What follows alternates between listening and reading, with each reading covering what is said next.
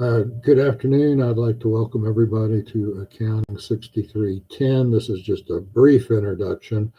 I will be, as we go through the semester, I will be uploading some more videos, more when we get to the accounting part of it. This class is broken into modules. Um, and so the book that we use, there was a problem with the bookstore.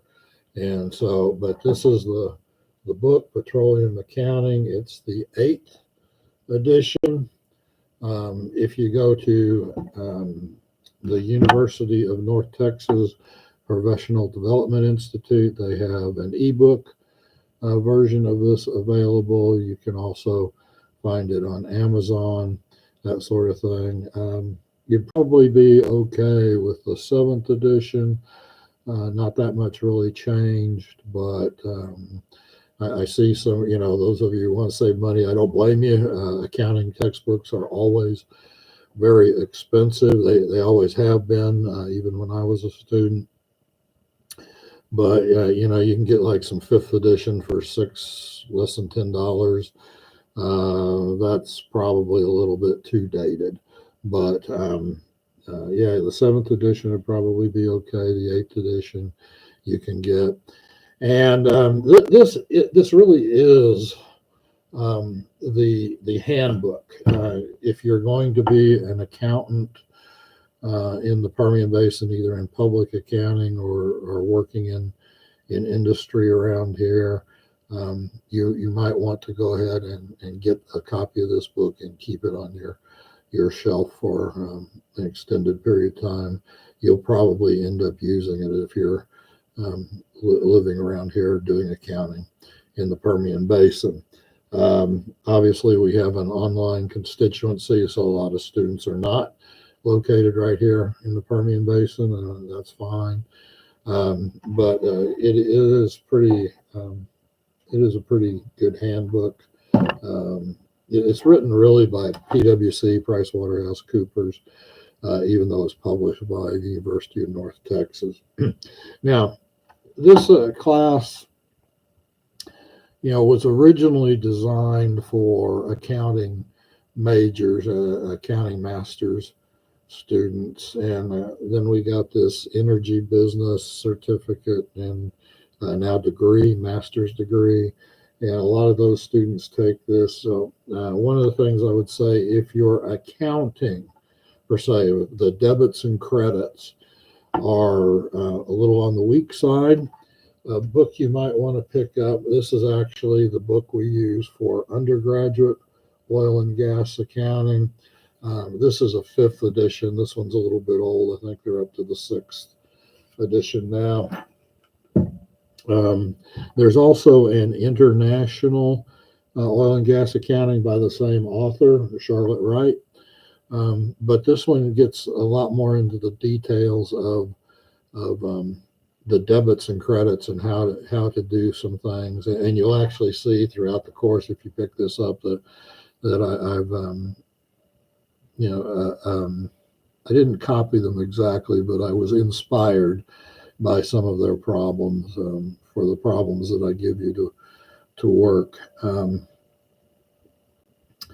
that's a good. Again, this one particularly, you don't need the most current edition.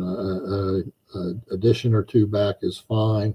Oil and gas accounting doesn't change. We're really in a weird time because accounting is changing very rapidly.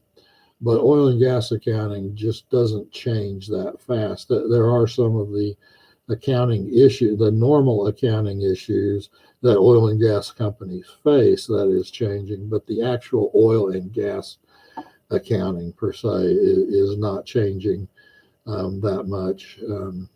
The accrued retirement obligations, that's been subject to change over the last little bit. But anyway, one of the things I want to tell you is I'm here. The best way to get hold of me is by excuse me, is by email. By far, the best way to get hold of me is by email.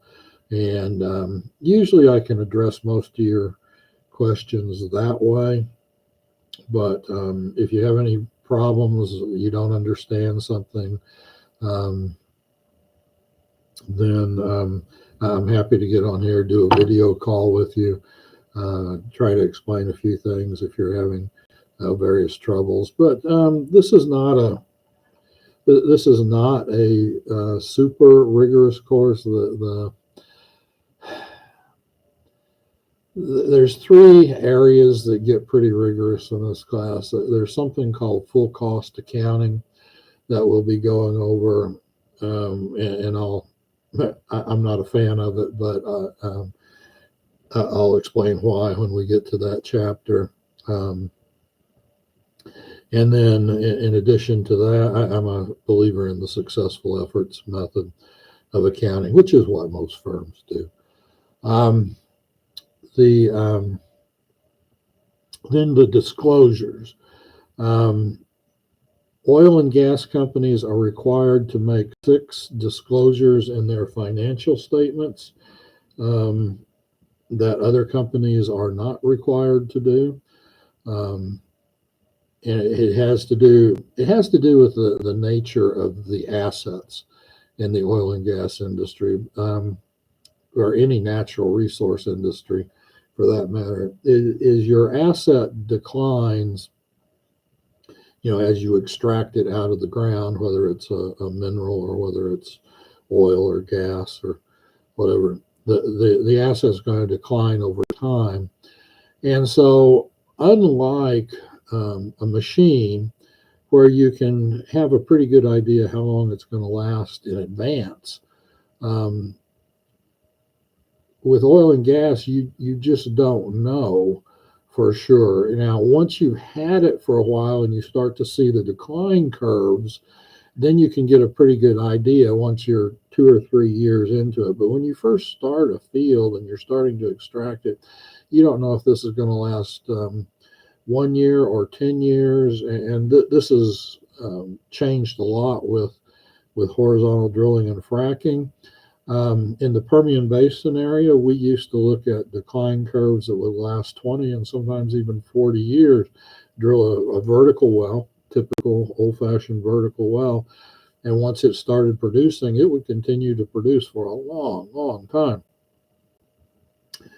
To the point that we didn't even know why they were still producing. Well, the horizontal drilling and fracking has now explained what was going on. There was source rock underneath the pools. Of course, oil and gas being lighter than water, it'll float up on the water. And so the source rock would be releasing that. And so the oil and gas would continue.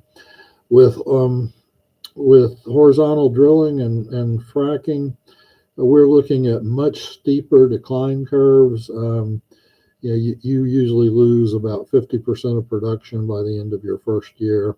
They are often going in and refracking wells after 18 to 24 months. So there's a big difference in the way oil and gas is done. And we'll talk about some of that in the discussions as we go through. But I think this is a great class. It'll help you understand a lot of things.